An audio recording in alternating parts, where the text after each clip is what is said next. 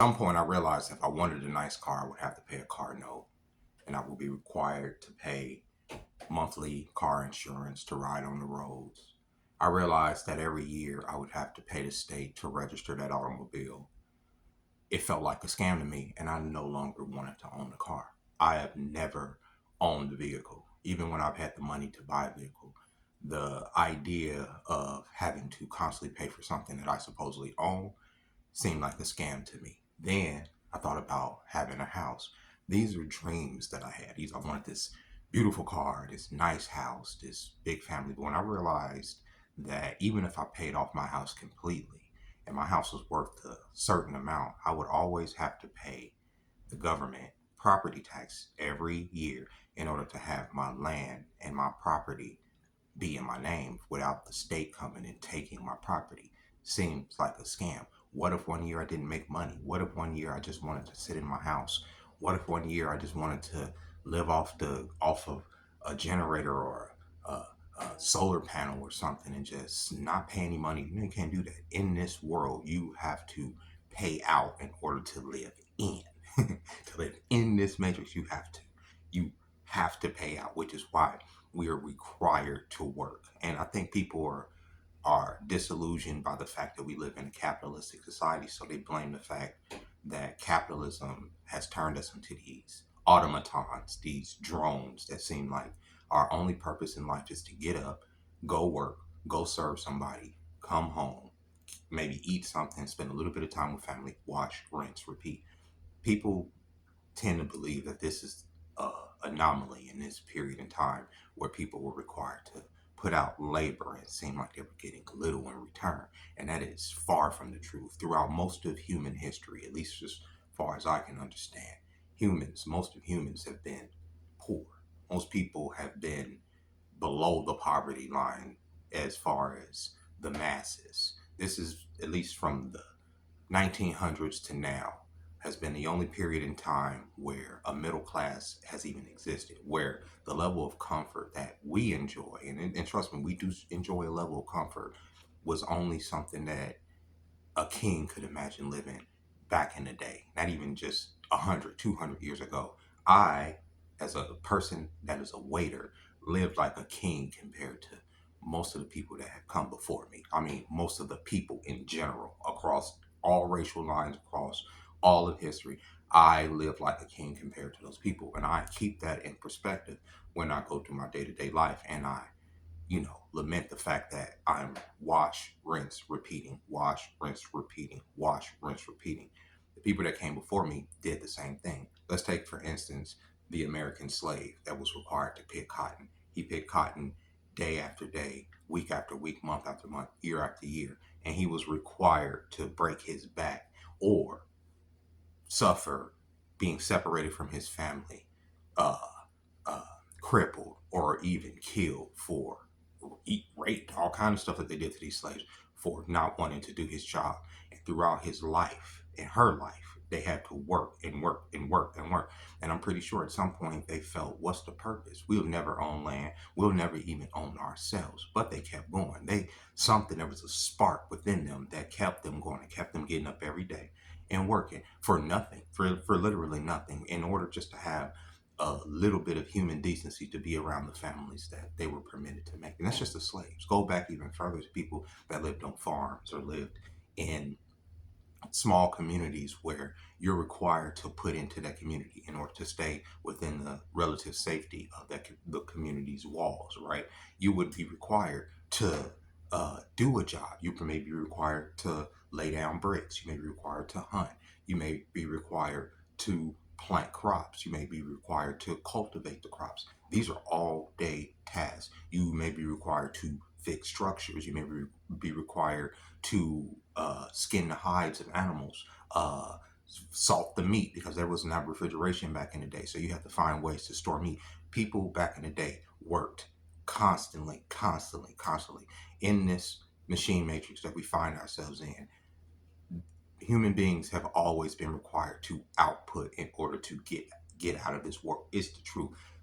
People may not have been required to sign a W-2 or do, technical taxes or have a 401k and all of these little bureaucratic systems that they put into place to keep us bogged down so that our spiritual vibration doesn't rise higher. But for the most part, people, we're batteries. That's literally the honestly the you have to look at the movie The Matrix as a as an allegory for the real world because it's the truth. We are batteries. That's why you guys are having this existential crisis right now. It's like, why am I going to work? I've been going to work for the last 20, 30, 40 years and I've got nothing out of it. What the fuck? What the da, da, da, da.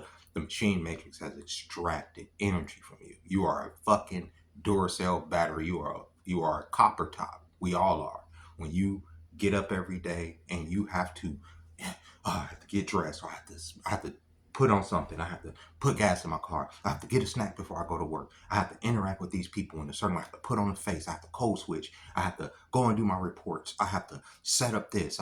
You're putting out energy. You're putting out energy. You're putting out energy. You're putting yourself into a system of circumstances in which this machine is extracting energy from you. And it doesn't seem like, it seems like, well, what's the point? That's what seems to be the point of this system, at least from what I can surmise, is to extract energy from us, both positive and negative. It's to extract within this vibration. And when I say vibration, I mean this reality.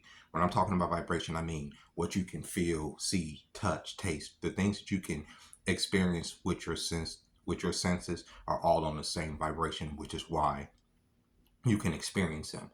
But I believe that the universe works in layers. I believe that it's layered, and there are different frequencies that you can tune into, like a radio station or a TV station, right? And those are different frequencies in the universe. That's why sometimes you can see shadow people, or you may be able to see a UFO in certain circumstances when you aren't supposed to see it, because the veil is lifted. The frequencies are doing this. They're like, becoming parallel so that two things can exist on the same plane at once. Think of it in terms of dimensions, right? You can only experience your dimension. We're in a third dimension, so you have to experience this particular dimension. But there are probably fourth and fifth dimensions where people are. Imagine yourself in an aquarium where people can look at us from outside, and we're in this thing, but we can't experience what we can't we don't have the perception to perceive them perceiving us, but they perceive us. They say that all reality only exists because it is being perceived, because something is watching it, right? They say that when almost like when you step out the room, if there's nothing in the room to perceive things going on, like ions and electrons and stuff, they don't fire off. I don't know. I'm screwing this up. I'm not a fucking astrophysicist, but I'm saying this to say the reason you feel like you are stuck in a loop is because you are. This reality, I'm coming to understand, this reality is a game. And I don't mean a game in the sense like a video game. I mean in a game in the sense like I don't know. It's like it's almost clear, but it's not. I think of a circuit board where you have all of these different, roadways and avenues to which the the electricity goes through in order to give you information and make this computer work. That's what we are. We're that electricity. We're going through a machine to make a bigger machine work. I honestly feel like that. That's what I feel. And I feel that the existential dread that most people feel is that we are so small in comparison to what we honestly thought we were, that certain things may be inconceivable for us. The first time I ever experienced seeing a UFO, I've seen many of them. The one I saw was massive. Okay, it went from one side of the sky to the other side to the other side of the sky, and this was in Palmdale, California. And I've told the story many times, but we're driving from getting pizza. Me and my lady's friend. We're driving from getting pizza to bring it back to the kids and everything. And there's this massive spaceship, spaceship or ship or thing. It's just sitting there in the sky, and I can see it. And I'm like, what the fuck? That's impossible. That's impossible. And I can see the lights on it. I can see dotted across the sky. I can see it. But before that moment, before that very moment, I felt like the world was so small. I understood the world. School taught me so much about science, and I used to watch the Discovery Channel, and it was all this information I knew that was just reality in this world. And, we're the only ones here. And, we're in the middle of space and we haven't made contact with with extraterrestrials. We're the apex predators here on this planet. That's what I felt. That's what I knew that. You couldn't tell me no different. I knew until that very moment. Until that moment, because what I saw was impossible. It was impossible. It just was impossible. Nothing that big can exist, right? And it just wouldn't be sitting there. Look at it, look at it. And as I go, I'm running the house. We had these old cameras. This was like 2005. I go in there, try to get my phone, try to come outside to record it. My camera just can't catch this thing. And it starts just going across the sky. And it changed me. It changed me. It changed the way I saw things. But at the same time, the apartment we were living in, uh, my kid's mom and I and the kids, we were experiencing some high strangeness, I called it, within the house. And my kid's mom had told me many times that we were being visited and it was something hovering outside the house. And it was at that moment I completely believed her. I understood what she was talking about. And from that moment on, all the events that would happen after that, including me waking up and seeing that thing standing there and I couldn't move my body and I'm trying to wake her up. I've told this story too. These these experiences showed me that I don't know shit about nothing. There's only so much I can understand. There's only so much they can tell me because whatever that wasn't new here. It wasn't a spaceship that had just arrived. The the shadow person or the thing that stood in the corner and made it so that I couldn't move my body, that thing has been here. That wasn't a new thing. And the calmness that came over me when I almost felt a sense of panic, that thing did that to me. It made me feel calm. It did something to my mind to make me calm down in a second and then released me and I was able to move my body within a second and it wasn't there. It changed me. It changes you when you understand that the universe that you live in, you're probably about that big, and the universe is ever more expansive than you think. More than just, oh, a star is a light year away. You have to think of it even on a bigger tip than that. Like, and when you start to think of it like that, you start to say, okay, what if there are other things here controlling us within this machine matrix, extracting energy and soul and spirit and karma and life force from us? What if there is a frequency in which our souls exist, and as long as we are put through these various trials, even ad nauseum trials where you have to get up every day and go to work and this loop, within that loop that we find ourselves in, there's an energy to be extracted, right? And there's something here to extract that energy because whatever the fuck that, why would they study us? Why would they pay attention to us? Why would we? What is the purpose of all this? Why would rich people that have everything in the fucking world, that at least we can perceive, oh, they got everything, why would they want more? What is the more for? What is the more we don't understand? What is the more that we're not seeing, right?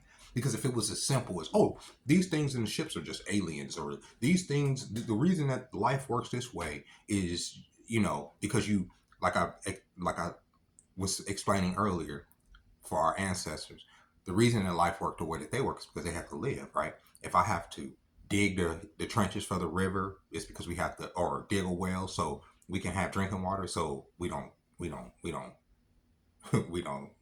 go thirsty.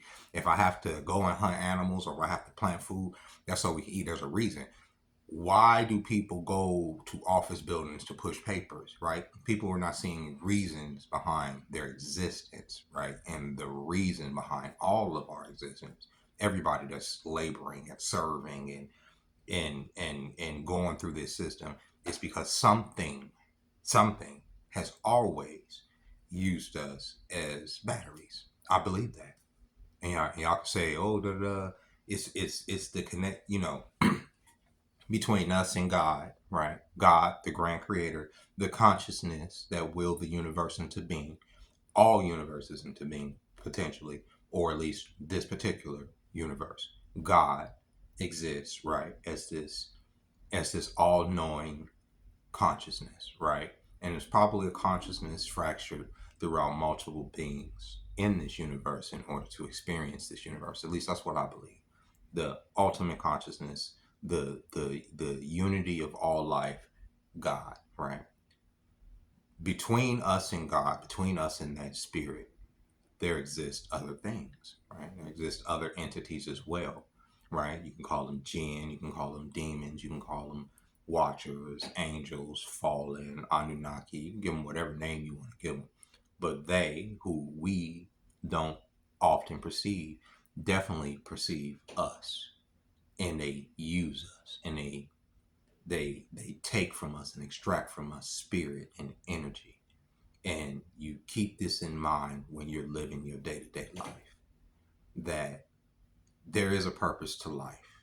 Even though you are a battery, your purpose exists within your consciousness as well, because your consciousness is, and you and your consciousness are an independent entity within this existence that is just as important as any entity that is extracting energy from you. Because without you, whatever they're extracting from you, they could not, you're a resource, just like the cows or the chickens are a resource to us. This sounds glib, I'm trying to be positive, but you're a resource to something else, and you don't understand.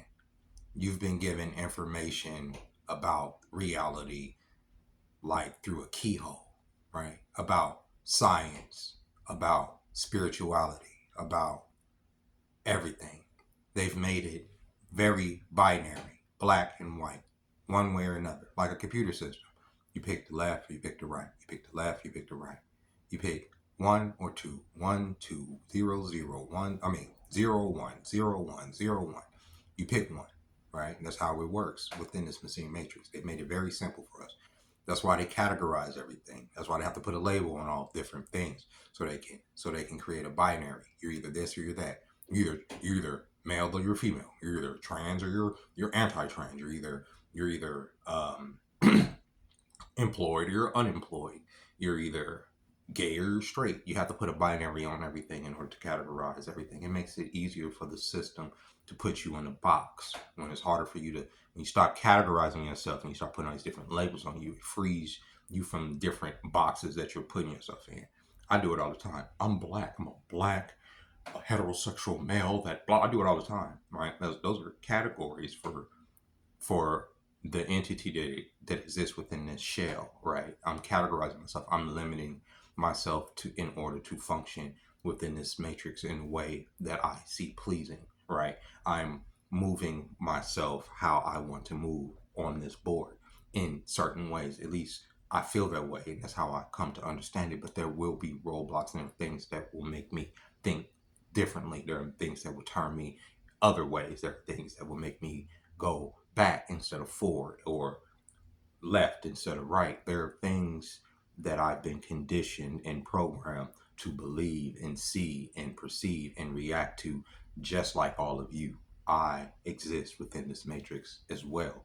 It's just that I, even from a young age, understood that it was a fucking game, that this life is a scam, at least from the perspective of what is the point. Even if I'm born, I have this great career, I produce all these children, I have a great marriage or marriages. I go through this life, I produce all of the energy as the human battery that I am. What is the point? Because ultimately I die and my energy is probably transferred somewhere else. My soul comes to another vessel in order to repeat the cycle, in order for more and more energy to be extracted from me, right? This is why we are here. Life, and on every level, if you really think about it, is a fucking scam. And most of us have been conditioned to play the scam as if it's real. That's what the car insurance is about. That's why we have to pay rent to landlords that have to pay mortgages, and there's all these different layers of systems. That's why we have so-called leaders that have been leaders for 40, 50 fucking years and haven't changed anything but have only enriched themselves. And it's so maddening to see. That's why you still have racism and sexism and division. That's why you always will have these things, and these things will always be introduced into the human condition, because whatever is extracting energy from us wants to keep us on that loop, right? We have to stay on that loop in order for them to extract the resource of whatever it is they're extracting from us. They're getting some up out of us. That's why life is a scam. That's why, well, at least a scam from our perspective, because most of you will never own property. Most of you will never get married. Most of you will never have a spouse. Most of you will die alone. Most of us will die alone. It's the truth. Most of us will die by ourselves. Most of us will die with very little understanding of what we even saw through that keyhole while we're here. And I hope you guys enjoyed this video on this Friday. I just been deep in thought, obviously, about some things. There was an interview from this guy who's supposedly a whistleblower, and he was talking about um, how he came across, in his investigation, he came across a lot of research suggesting that, as far as this whole UAP, UFO phenomenon, all this other stuff, it's a lot bigger than what people think, right? And what we can perceive. And he believes that, and just in all his research, it's the reason why the government can't come out right and say, well, this is what it is. This is X, Y, and Z. Because for one, and this is what the understanding I came to even being out there in Palmdale, the government doesn't know what the fuck it is. The government can only piece together bits and pieces, and to a certain degree, they're probably looking through a keyhole too, right? And they can only understand what they can see through that keyhole. But beyond that keyhole, there is a universe of sciences and mysticism that is being hidden from us. And I've always known that. I've always felt that. I've always felt that there was some cracks in the story as far as what reality is. I don't believe that, when you do bring up extraterrestrials or whatever, I don't believe that they're extraterrestrial. I believe that they've been here probably longer than us, and probably even are the ones that put us here, like physically. But with that being said, in these containers, so they can extract the energy from us and throughout this time loop or whatever, blah, blah, blah. That being said, ladies and gentlemen, I hope you guys have a great weekend. I'll catch y'all next time. Bye bye.